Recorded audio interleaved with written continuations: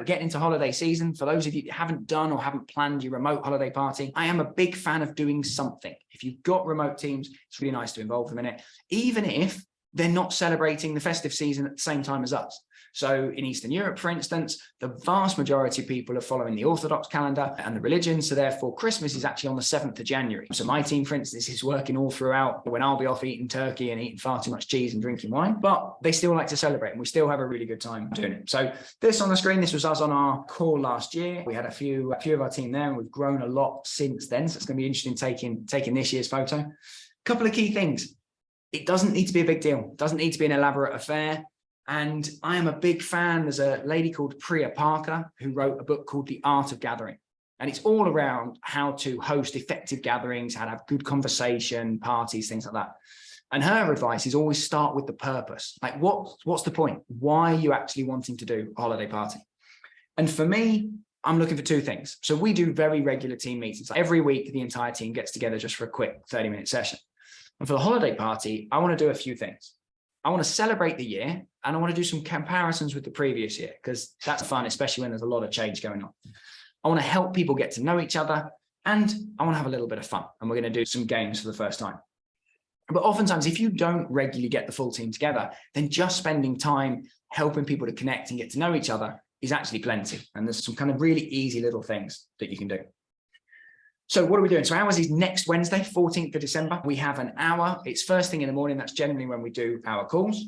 Normally we do Zoom, but when I asked a few people this week for some tips on what they're doing, and Marcus from Searchant, he recommended around.co. And it is a video meeting tool, just like Zoom, from the guys, or it's now been bought by Miro. So any of you that know Miro or Miro, great little collaboration tool. And around.co is really fun and really interactive. So it's not just grids on a screen. They've got lots of fun and interactive kind of backgrounds. And they've got a few very simple multiplayer games built in.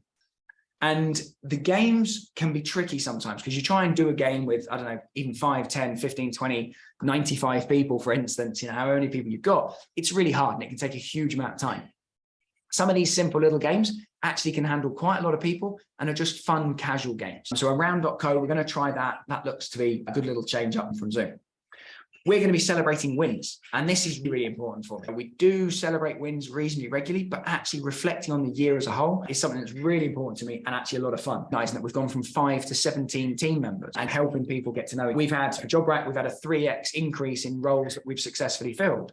And that's, for me as a business owner, that's great because obviously it means we're helping more businesses to fill that, hire people for their teams.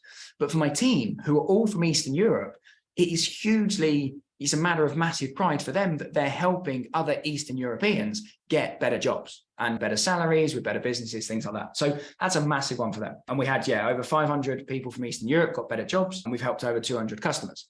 And we're really excited that we held our first in-person team retreat. And some of you may have read about that. We went to Split in Croatia in September. So they're the kinds of things that we're going to be talking about and just celebrating and just reminding ourselves because time goes on, the weeks fly by, and it's nice to take a moment to recognize. Always like to include a picture of us and the team. So this is the JobRack team. This was us in Split in September. We've actually added a few more since then. And again, like I said, key things for me with the kind of remote holiday party, get to know each other. It's a really nice time to just find out about other people's traditions. And I always like saying, what traditions are you following or do you enjoy over the festive season? What are their favorite foods? What do they enjoy the most? And because for some, it can often be a lot of family time, maybe more than people are used to. We often ask and talk about what are their survival tips. So whether my personal one is going for a run on Christmas morning, I love that, do the presents and then head out for a run. So we have a good chat about that. Danny, that's a great tip. Yeah, photo sharing, which is great. That's a lovely idea. I like that. I like that a lot.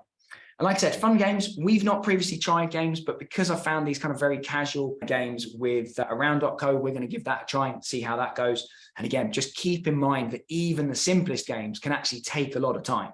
So make sure that you've got enough time scheduled. Oh, final thing actually, and this really works well. We actually do fun awards as well. So we come up with just some very light-hearted fun awards. There's one for every team member. So every team member wins a little award. There's no prize. We make them a little certificate, but that's it. There's no kind of monetary prize. We haven't got to try and post things to various different countries. We do make it specific to them.